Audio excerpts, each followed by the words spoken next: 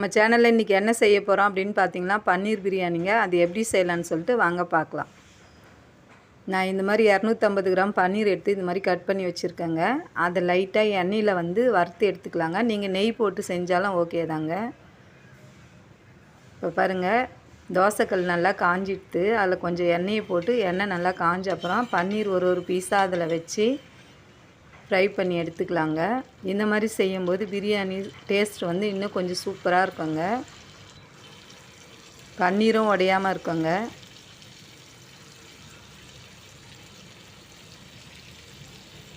நான் 250 கிராம் பன்னீர் எடுத்துருக்கேங்க. நீங்கள் தேவைன்னா நிறைய எடுத்துக்கோங்க. பாருங்கள், எல்லாத்தையும் கட் பண்ணி இந்த மாதிரி வச்சாச்சுங்க. சிம்மிலேயே வச்சு ஃப்ரை பண்ணி எடுத்துக்கலாங்க. ஃபாஸ்ட்டாக வைக்க வேணாம். இப்போ அப்படியே லைட்டாக திருப்பி விட்டுக்கலாங்க. எல்லாம் ஒரே சைஸாக ஈவனாக இருக்குது பாருங்கள்.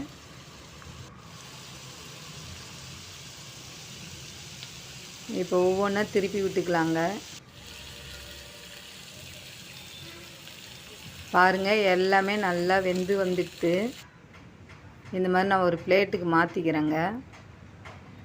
பாருங்கள், எவ்வளோ சூப்பராக இருக்குது பாருங்கள். இப்போ குக்கர் வச்சுக்கலாங்க. குக்கரில் ஒரு 100 ml ஆயில் விட்டுக்கலாங்க. ஆயில் நல்லா காஞ்சப்புறம் அதில் ஒரு பட்டை, பிரிஞ்சி இலை 1, கிராம்பு 3, ஏலக்காய் 3, நட்சத்திர சோம்பு 1ங்க. இது நல்லா பொரிஞ்சு வரட்டுங்க. ஒரு 2 பெரிய சைஸ் வெங்காயம் கட் பண்ணுதுங்க நீளமாக. அதையும் போட்டு நல்லா வதக்கலாங்க. இந்த வெங்காயத்துக்கு லைட்டாக தேவையான அளவு உப்பு சேர்த்துக்கலாங்க. வெங்காயம் வதங்கிறதுக்கு கொஞ்சமாக சேர்த்துக்கணுங்க. வெங்காயத்துக்கு மட்டும் உப்பு சேர்த்து நல்லா வதக்கணுங்க. பாருங்கள், வெங்காயம் நல்லா வதங்கி வருதுங்க.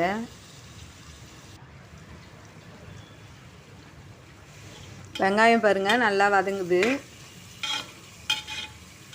வெங்காயம் நல்லா வதங்கி பன்னீர் பிரியாணிக்கு நல்லா வதங்கினாங்க. அப்போ தான் பிரியாணி டேஸ்ட்டாக இருக்கும். இப்போ ஒரு 5 பச்சை மிளகாய் சேர்த்துக்கலாங்க.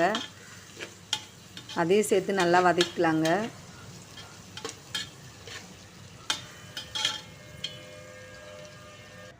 பாருங்கள், நல்லா வதங்குது.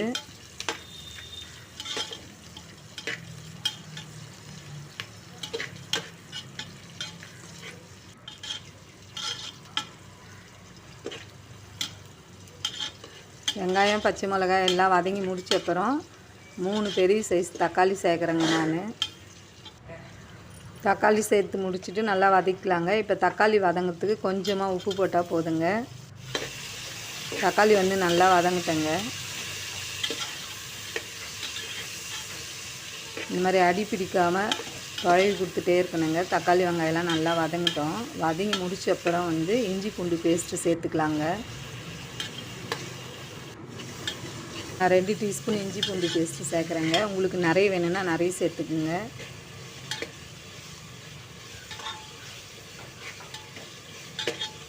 இதையும் சேர்த்து நல்லா மிக்ஸ் பண்ணிக்கலாங்க.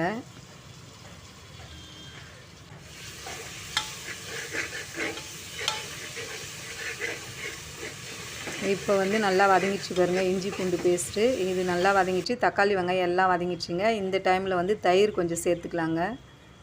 நான் 50 ml தயிர் சேர்க்குறேங்க. அதே சேர்த்து நல்லா மிக்ஸ் பண்ணிக்கலாங்க.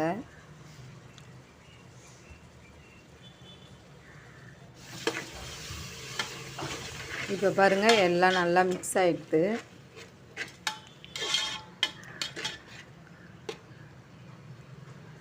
பச்சை வாசனை எல்லாம் போயிடுச்சுங்க.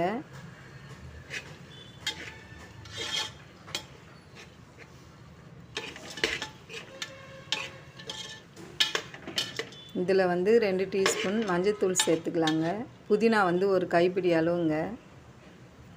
கொத்தமல்லி ஒரு கைப்பிடி, 2த்தையும் சேர்த்து நல்லா மிக்ஸ் பண்ணிக்கலாங்க. இப்போ 1 டீஸ்பூன் மஞ்சள்தூளுங்க. அதே சேர்த்து நல்லா மிக்ஸ் பண்ணிக்கலாங்க. பச்சை வாசனை எல்லாம் போயிடுச்சுங்க. இப்போ 2 டீஸ்பூன் மிளகாத்தூளுங்க. உங்களுக்கு காரம் வேணும்னா அதிகமாக சேர்த்துக்குங்க. இதையும் சேர்த்து நல்லா மிக்ஸ் பண்ணிக்கலாங்க. இப்போ நான் 3 டம்ளர் அரிசி எடுத்துருக்குறேங்க. அதில் 6 டம்ளர் தண்ணி விட்டுக்கலாங்க. நம்ம ஃப்ரை பண்ணி வச்சுருக்கிற பன்னீர் அது கூட சேர்த்துக்கலாங்க.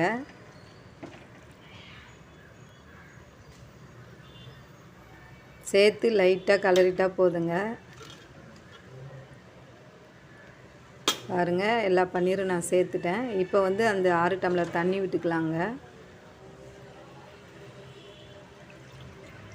தண்ணி விட்டுட்டு தேவையான அளவு உப்பு சேர்த்துக்கலாங்க.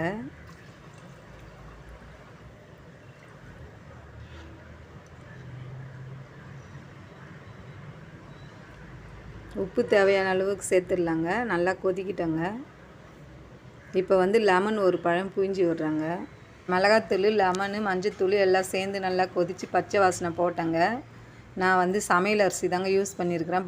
நீங்கள் தேவைன்னா பாஸ்மதி ரைஸு இல்லை சீரக சம்பா ரைஸ் சேர்த்துக்குங்க. நான் 1/2 hour ஊற வச்சுங்க. அரிசி நல்லா சேர்த்துக்கலாங்க. சேர்த்துட்டு இப்படி அடி பிடிக்காமல் லைட்டாக கிண்டி விட்டுடலாங்க.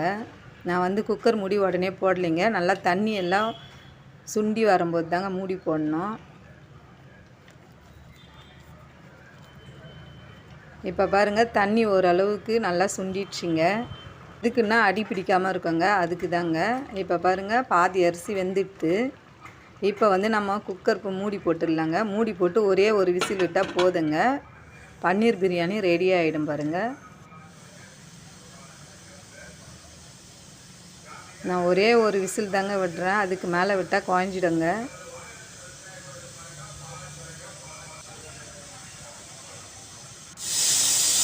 இப்போ பாருங்கள், ஒரே ஒரு விசில் தாங்க.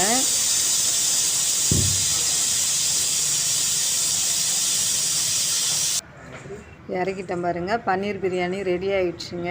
நீங்களும் உங்கள் வீட்டில் இந்த மாதிரி செஞ்சு பாருங்கள். இந்த வீடியோ உங்களுக்கு பிடிச்சிருந்தால் லைக் பண்ணுங்கள், ஷேர் பண்ணுங்கள், கமெண்ட்ஸ் பண்ணுங்கள். மறக்காமல் நம்ம சேனலை சப்ஸ்கிரைப் பண்ணுங்கள். தேங்க்யூ.